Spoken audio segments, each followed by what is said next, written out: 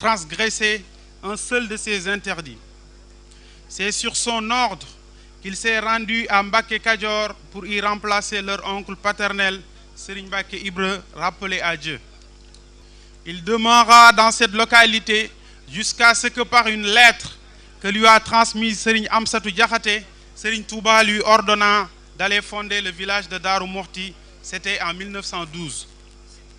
Dans un rayon de 40 kilomètres autour de Darou Mouhty, Mame Thierno avait fondé d'autres villages comme Darou Manane,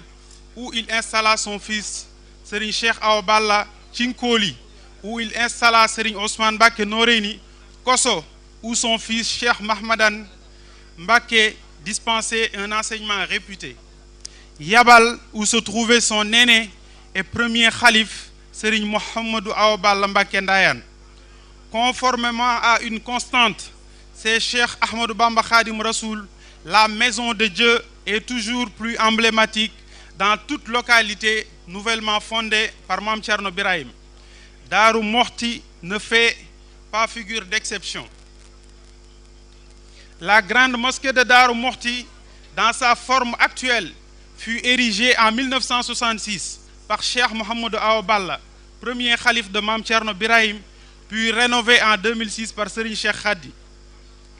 C'est conscient du fait que la maison de Dieu est l'endroit privilégié de Cheikhoul Khadim et de son grand disciple Mame Thierno Ibra Fati que les autorités de la ville sainte de Darou Mouhty n'ont jamais ménagé leurs efforts et leur engagement pour faire de cette grande mosquée un bijou architectural au cours de Darou.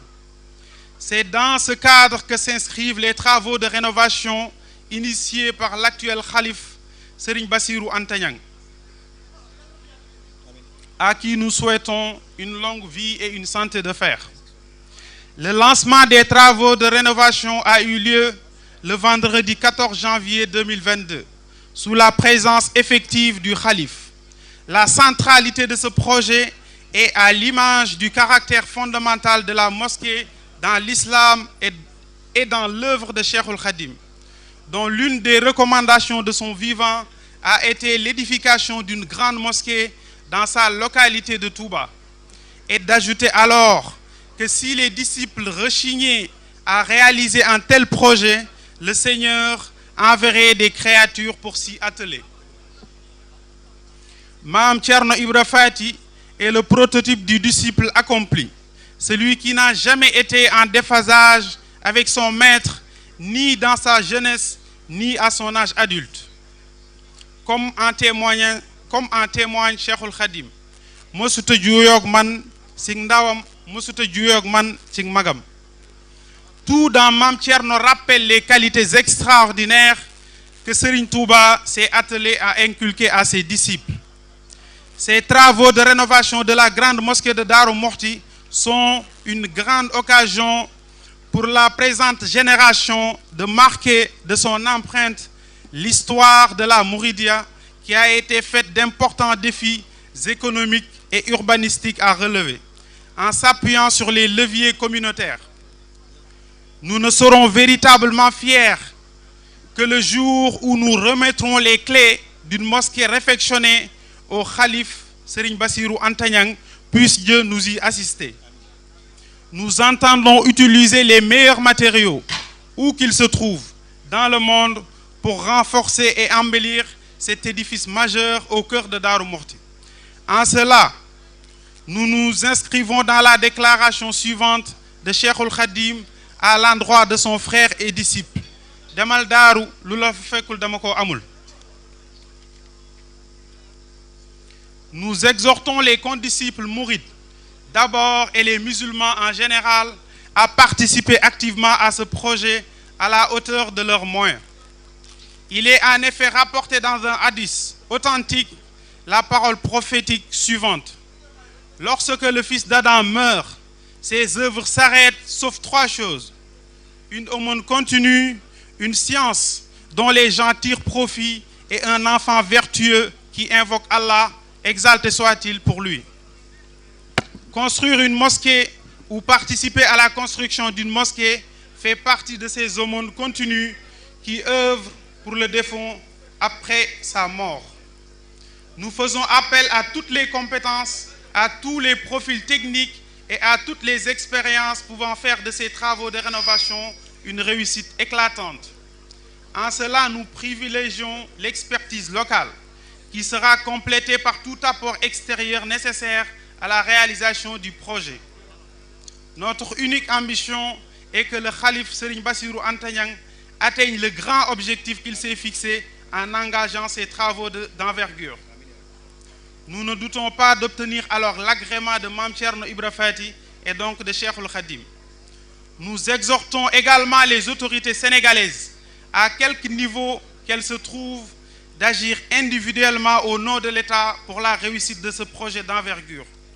Nous les invitons par ailleurs à consentir toutes les facilitations nécessaires à sa concrétisation. Cet effort est d'autant plus nécessaire que le rôle majeur joué par la communauté mouride dans la communauté nationale n'est plus à démontrer. En effet, même s'il est ici question de la rénovation de la grande mosquée de Darou Mouhty, gardons à l'esprit que Darou est une localité à l'intérieur de l'espace urbanistique de Touba, qui a été souvent cité en exemple dans le monde. Rappelons que lors de la conférence des Nations Unies à Istanbul en 1996, l'État du Sénégal avait présenté les réalisations urbaines de la ville de Touba comme étant un modèle représentatif, un cas de bonne pratique. L'État sénégalais avait constitué un dossier sur la ville sainte de Touba et les engagements réalisés ou en cours. Ces constructions allaient des éclairages modernes de la ville à la station de pompage et d'assainissement des eaux pluviales, en passant par la rénovation de la grande mosquée et les travaux de l'université islamique. Les services déconcentrés de l'État avaient fourni un appui technique dont les charges avaient été supportées par le khalife général des Mourides, Cheikh Saliou Mbacké. Les autorités seraient donc bien inspirées de soutenir ce projet qui, tout en renforçant un pilier central de l'islam, embellit le paysage urbanistique de la ville sainte de Darou Mouhty. Nous tendons la main à tous, exhortons toute la communauté nationale ainsi que les Sénégalais installés à l'étranger à apporter leur contribution à ce projet de rayonnement spirituel et architectural de l'islam. Je ne saurais terminer mon propos sans remercier les équipes déjà engagées dans ce projet, de même que les condisciples qui ont déjà apporté leur contribution et qui ne comptent pas s'en arrêter là. Puisse Dieu nous prêter main forte dans cette noble mission par la grâce du vénéré Cheikh Ahmadou Bamba Khadimou Rassoul, barke borom Darou Mouhty. Wassalaamu aleykum wa rahmatullahi taala wa barakaatu. Ngeen jéggal ma tënk ko rek tuuti ci wolof ci ñi déggul olof ñi déggul tubaab. Dara waralul discours bi ci ndigalul Serigne Bassirou Abdou Khoudoss mii ni waxtu wi xate ak tisbaar jéeg lépp rek tax mu ni nañ ko jiital balaa Serigne biy ñëw ngir rek gagner temps ci waxtu wi ba tax na dara waralu ko rek lu dul yëgal àdduna bi ak jullit ñi ak taalibe yi liggéey bi nga xamante ni Serigne bi sumb na ko di ci soññ taalibe yi rawatina waa Daaru di ci soññ yoonu murit di ci soññ it ñi nga xamante ni ñoom lañ séqal Sénégal seq muy mbokki jullit yi di ci soññit état bi nga xamante ni kilifteefu Sénégal ci loxoom la nekk. soññee bi nag lool rek la ñun nag sañ nañoo soññ suñu mbokk taalibe ñi nga xamante ni ñun ñoo tolloo âge wala ñu féete ñu ndaw ñoom lañ sañ a soññ di dogal ngantit suñu kilifa yi. waaw sëriñ bi mi ngi koy dolli ni ko tàmbalee ko ca bopp ba waaw te bàyyiwu ci kenn ñi ngi soññ ñëpp. sëriñ bi joxaat na ma ndigal ni ma fi ma ko tàmbalee rek ma leeralaat ko noonu mbokk taalibe yi dégg ko bu baax a baax a baax waaye kàddu yi du dara rek lu dul ginnaaw bu ñaanalee sëriñ bi ñaanal ko mu yàgg fi lool te wér ñaanal sëriñ Muntaxa mi nga xamante ni moom màggal gi bu amee ci ndigalam la ndax loolu sëriñ Bassirou mi da koy wax saa su ne bu ne woon màggal gi du am kenn du def màggal gi di ñaanalit sëriñ Bassirou Anta Niang mu yàgg fi lool te wér. bu loolu jàllee li waral bis bi ñu tënkoon ci lu tuuti rek mooy dajeeg Serigne Touba ak borom Darou Mouhty daje guñ daje woon ginnaaw bi Serigne Touba jógee ci tukki bi mu tukki woon ci géej gi diirub juróom-ñaar fukki at diirub 7 ans juróom-ñaari at ci géej gi en 1902 daje gi mu dajeeg maam Thierno mu koy leeral bi mu ko fi bàyyee ak sëriñ bi li mu jëlee ci tukki bi te bi muy dem mu dénkoon ko njaboot gi ak yoonu murid wépp te bu mu ñëwee baati santante rek la ba sëriñ bi yegg ci ni ko Thierno bu doon maa demoon nga des fi ndax danaa man li nga man loolu yàgg nañ koo dégg ci kàddug sëriñ Abdou Khoudoss ñu koy ñaanal suñu borom muy yokk ay leeram diw ndax ni it maam Thierno kenn la ci sëriñ Touba kenn ku suñ borom jox mission rek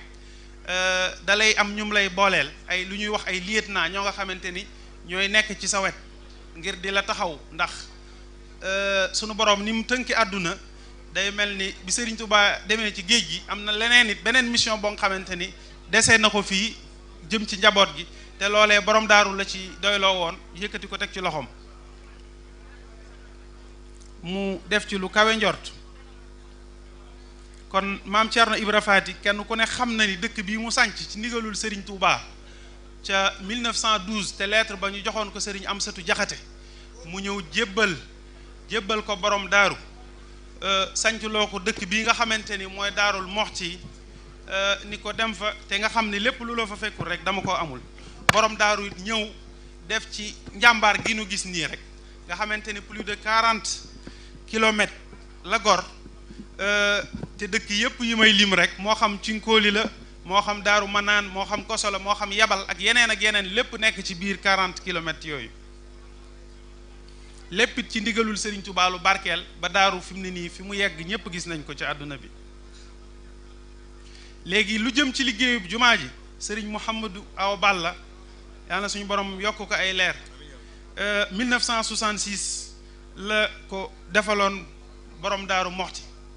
te lu ko jiitu jàkkay borom daaru woona borom daaru fi daan jullee ba mu koy seng ni ko marsiya bay wax mu seng jàkka ja loolu ba mu fi nekkee fa la daan jullee kon nag loolu yëpp day feddali rek barke boo nga xamante ni nekk na ci jumaay borom daaru ji Moxti ji te mu jaraloon ko yi ne lu ne it nanguwutoon kenn ku jóge fenn wala mu jullee fenn lu dul ci jàkka ji ngir fonk gu mu fonk jaamu yàlla ginnaaw ba Serigne Cheikh Khady yàlla na ko suñu borom yokk ay leer yeesalaat na ko ci 2006 xam gu ñu xam yitte gu lislaam jox jàkka ndax yaakaar naa ne Madina ba fa salaatu ala salaam gàddaayee bokk na ci lañ fa njëkk a def mooy jàkka ja lañ njëkk a taxawal te liggéey ba bañ koy def salaatu ala salaam kenn jiituwu ko ca loxoom yu tedd ya la doon jàpp ci xeer yi ak lu ñu fa war a def rek mu koy def kon nag loolu yëpp dañuy xamal ni rek liggéey def lu baax ak liggéeyal lislaam liggéeyal sunu borom kenn du ko ëpp koo mën a doon ak daraja joo mën a am ndem sallallahu taala alayhi wa sallam ko daan def te Serigne Touba it dégg nañ ci nett yu bari yoo nga xamante ni moom ci boppam moo daan jëfal boppam di moo xam ab laax lay defar jox ko fere yi wan leen li leen dama bëgg a liggéeyal sama bopp liggéeyal suñu borom ci seen jëmm yi ndax xam gum xam njariñul nekk ci liggéeyal ko kon nag liggéey bi tàmbali nañ ko ci le 14 janvier moo nekkoon lancement bi ci kanamu Serigne Bassirou Anta Niang yàlla na fi yàgg lool te wér te ñu yeggale ko ci ak kanamam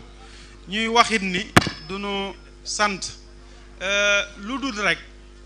cant ga moom ma nga ca kanam li ñuy ñaan di ko mébét mooy Mouhamad Nazir mi nga xamante ni moom la sëriñ bi teg liggéey bi ci loxoom mooy bis ba nga xamante ni daal moom la ñuy jébbale caabi yi loolu rek mooy suñu objectif loolu rek moo ñu teree nelaw yàlla nañ sëriñ bi defal nag tawféex ba ñu daje ceeg lu kawe suñu njort te ànd kook ñëpp ànd kook jullit yëpp ak taalibe yëpp te sëriñ Basiiru teewe ko ba naalaat yeneen naal ñu ànd kook moom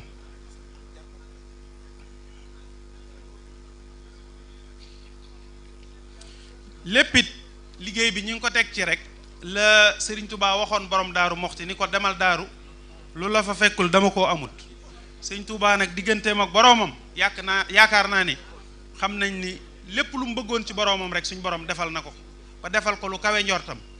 kon nag ndem moo ne woon borom daaru te loolu kenn nattablewu ko demal daaru lu la fekkul dama koo amut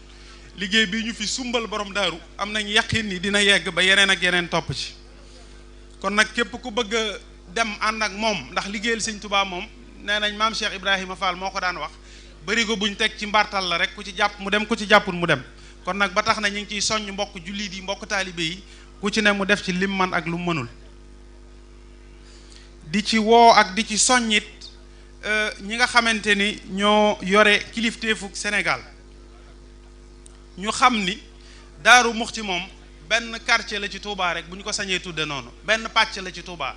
te loolu yaakaar naa daan nañ ko dégg ci waxi Sëriñ Abdou Khoudous mu ko daan wax ni daaru moom benn gox la rek ci Touba ba tax na kenn ku ne xam na taxawaay bi nga xamante ni yoonu murit am na ko ci Sénégal kon lépp loo nga xamante ni yoonu murit yëkkati na ko rek état Sénégal am na ay taxawaay yu ko ci war kon nag ba tax na ñu ngi leen ci interpeller di leen ci woo ngir lépp luñ ci war a taxawee rek ñu taxawee ko ci xam ne buñ ci taxawee dana participer ci architectural ci wàllu architectural bi nga xamante ni mooy Daaru Muxti ndax bërëb bu nekk yaakaar naa service urbanisme day am ci dëkk bu nekk te service urbanisme la ëpp ca solo ci ab liggéeyam ginnaaw réglementation yi mooy fexe ba bërëb bu ne méngoo ak jamono neex a xool kon nag li nga xamante ni sëriñ bi initié na ko fexe ba Daaru Muxti jumaa ji moderne képp ku ni ci jàkk rek sa xol sedd loolu jàpp naa ni bu dutoon sax jaamu yàlla gi taaral bërëb bi rek dëppale kook jamono rek lépp loo nga xamante ni état war na ko cee taxawee rek war na cee def lu kéem kàttanam kon nag ñi ngi leen ciy soññ di leen ci woo te xam ni Daaru Muxti ay murita ko dëkke ay sénégalais it ñu xam seen bopp tey liggéey ci dëkk bi ñoo ko dëkke te it région de Louga bii ñu nekk événement bi ñuy organiser di màggal daaru amul benn événement bu ko gën a rëy ci région de Louga bi ñu nekk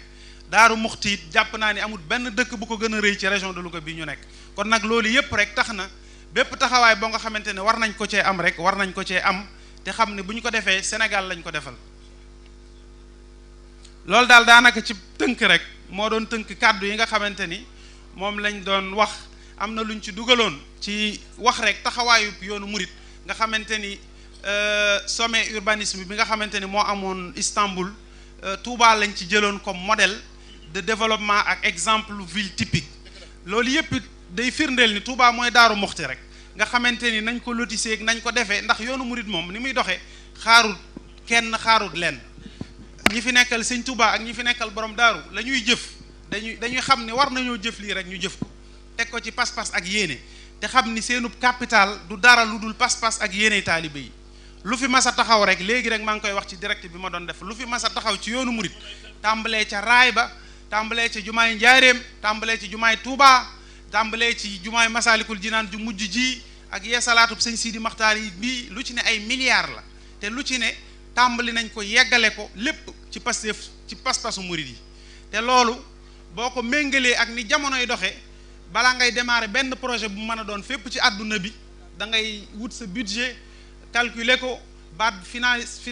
financé la ko wala FMI wala beneen organisme bu mu mën a doon wala banque yi fi nekk ba pare nga doog a lancer sa appel d'offre lancer say travaux waaye yoonu murit nag ba mu sosoo ba tey sëriñ bi sëñ Abdou Lahad nam ko daan waxee rek naanal naa sëriñ Touba liggéeyu bu toll ci nangam milliards li ma am lépp danaa ko ci def maa ngi woo taalibe bu yaakaar sëñ Touba loo am nga def ko ci kon nag loolu it moom rek la sëriñ Basiiru Anta Ñaŋ woowewaat na ko kilifaam yu baax ya daan defee sumbal sëriñ Touba ab liggéey la mu am lépp it mu def ko ca yëkkati 40 millions def ko ca te kenn ku ne xam na ni la mu ca def dencul lu ni toll loolu yaakaar naa ne ñun ñëpp xam nañ ko te ñoom ñi fi nekkal sëñ Touba yépp it noonu la ñuy doxee kon nag boobu continuité rek mooy liggéey bi ñu ngi ciy soññaat mbokk taalibe yi di ci soññaat mbokk jullit yi fi ñu koy téye fu ñu koy tëjee mooy ndaw ñi ñu xam ni lislaam it lu fi mas a taxaw ci ay ndaw la taxawe ndax sallallahu alayhi wa sallam ña ko wëroon muy Seydina Aliyun ak Zeyd ak ñeneen ci sahaaba yi boo ko xoolee ñoom ñëpp seeni at demewutoon noonu borom Daaru Muxti it bi ko Serigne Touba di bàyyee liggéey bi di dem ci géej gi mu nekk jëwriñu yoonu murit fanweeri at kon da ngay xam ni nekk fanweeri at nekk jëwriñu yoonu murit kon dafa mel ni la fa nekkoon la ci ëpp seeni at gënoon naa yées lool te teewut taxawaay bu ñu war a taxaw rek taxaw nañ ko ba bi Serigne Touba ñëwee cant ak ngërëm rek la fi fekk ba tax na ndaw ñi nañu gën a góorgóorluwaat gën a gëm seen bopp xam ni lu mas a baax lu mas a taxaw ci kaw suuf rek ay ndaw yu dëggu te lool it boo delloo ci alxuraan suratul kahfi ndaw yooyu nga xamante ni sunu borom mi ngi leen di magnifier di ci tudd seenu doxin loolu rek la woon Seydina Ibrahima ba mu amee at yu ndaw dégg nañ suñu borom la muy wax ci moom ci alxuraan ci dëggu gu mu am ak pas-pas bu mu am. kon nag ndaw yi yoonu murit it nañu gën a góorgóorlu gën a jaayante rawatina ndawi Daaru Muxti yi nga xamante ni fii la liggéey bi nekk ndax mbay ci sa weew tànk ñu gën cee góorgóorlu gën cee jëf xam ne lu ci waaye def sa bopp nga ko jëfal te Serigne Touba képp ko nga xamante ni yaa man ci liggéeyam bii yaay man àdduna yaay man alaaxira waaw ndax kenn sëñ Ablaye mii da koy wax naan toppum siti la xaw ma nuñ koy waxee waaw toppum siti la ña ko toppoon daal liggéeyal ko am nañu ko liggéeyal benn bis lañ ko mas a liggéeyal tàggoowunoog teraanga àdduna ak alaaxira kon nag képp ko nga xamante ni bëgg nga njariñul àddina ak alaaxira te loolu waxi boppam la wax di awaa ijal lazina daamu fi xidmati wahab laha maraamu loolu ñëpp dégg nañ ko waxi sëñ Touba suñu borom na nga faj aajo yi ñi sax ci di ma liggéeyal te defal leen lu ñu bëgg àdduna nag ku fi nekk sa aajo ju faju rek nga bëgg kon nag aajo ju faju ji buñ ko bëggee nañu xam ne nañ gaawantu ci liggéeyub Cerno bi kon ñi ngi tëje foofu di leen sant di leen gërëm di santaat bu baax a baax it waa communication taxawaay biñ ci am di waxaat rek numéro yi nit ñi déggaat ko képp ku bëgg a tàbbi ci liggéeyu borom daaru bi 77 592 01 01 77 592 01 01 am na Wave am na Orange Money di santit Serigne Bassirou Abdou Khoudoss mii ndax lii lépp ci ndigalam la ni mu ko waxee soññ ñu ci saa su ne it mi ngi ñuy soññ di ñu ci jaajëfal di ñu ci soññ di ñu ci ñaax dara ñoru ko ñu ngi koy sant di ko gërëm ndax fital nañu dooleel nañu bu nu sëriñ bi yëkkati woon liggéey bi teg ko ci loxol Mouhamadou Nazir mu am neneen nu mu ciy doxee nu du nii ñu ciy doxee waaye moom la muy wax ca biir ak la muy wax ci biti war na Sëriñ Tuubaa benn la waaw te loolu la wax ci kanamu sëriñ béet keroog ba ñuy lancé travaux yi waaw ni ko doo dégg lenn dem lu ñu def ko wala ñu wax ko lu dul li nga bëgg rek waaw kon nag Mbàkke Balla yàlla na suñu borom yàggal te wéral la te dooleel la ñu ànd bis boo nga ñu dund ba ànd bis boo nga xamante ni dañuy yëkkati caabi yi teg ko ci sa loxo yow ak Serigne Abdou Samad ngeen jébbal ko Serigne Bassirou Anta Niang te ñun ñëpp ñu fekk ko ci délai bu gàtt nag ndax 16 mois la ñu architecte bi limal waaye sunu pas-pasu taalibe yi ak sunu dogu buñ ci góorgóorloo yàlla mën naa def duñu yegg foofu ñi ngi santit ñi nga xamante ni Serigne Bassirou sëñ Abo mii moom sëñ Bassirou Anta Niang nga xamante ni moo jiite communication bi ci màggal gi ak ci jumaa ji di doon ku ci am pas-pas am ci yéene di ci doxin woo nga xamante ni dafa boole sëñ Touba ak borom daaru noonu rek la ciy doxee ak njàmbaaru ay maamam rawatina sëñ Abdou Lahad kenn ku ne xam ne détermination bu mu daan am ci liggéeyub sëñ Touba noonu rek la ciy doxee ànd ci dëggu ak fit ak pëstéef boo nga xamante ni kenn mënu la ko wax kon nag ñu ngi santaat bu baax waaw bég nañ lool daal di gërëm di jégluwaat bu baax nag kàddu yi lépp lu ci dëng rek ñu xam ni bëgg yéene la ak pas-pas waaye du leneen rek ak ndigalul sëriñ bi di leen dogal ngant di leen jégglu wasalaamu aleykum wa rahmatullahi wa taala wa barakaatu. ñu déglu